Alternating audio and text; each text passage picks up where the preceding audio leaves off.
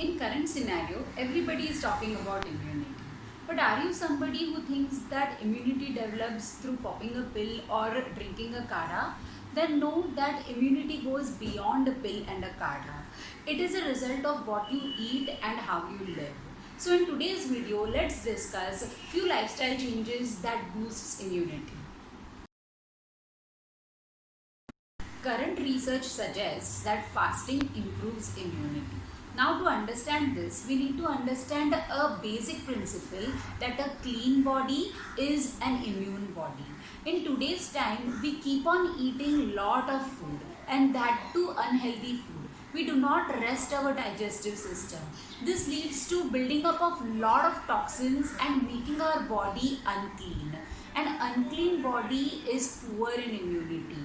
An unclean body attracts lot of viruses, bacteria and germs. When we fast, we are actually resting the digestive system. We are not giving it food to process, and this gives chance for our body to detoxify and clean itself. Therefore, fasting is an age-old technique. It is used in India since a long time in many religions in order to support our health. And now worldwide people are using fasting as a means to improve immunity. But when you are starting to do fasting, always do it under a professional guidance. Now, let's have a look at some of the foods that spoil our immunity. Number one are the animal-based products if used in high amounts. Number two are all the chemicals and toxins coming from skin and hair care products, body sprays, room fresheners, as well as some of the house cleaning products. Number three is white refined sugar and all the products which contain sugar. Number four is alcohol. Number 5 is tea and coffee if had in large amounts. And number 6 is junk food. Now that we know which foods spoil our immunity, I will let you know a very important food habit that improves our immunity. And this is to include different colors of fruits and vegetables in our daily diet. It's important to include these seasonal and locally available fruits and vegetables in their raw form.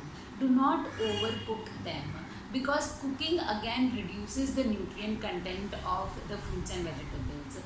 Increase the raw proportion and you will definitely see a boost in your immunity levels. Now let me tell you few superfoods which are readily available in any Indian kitchen, and these are potent in increasing our immunity. Number one is turmeric.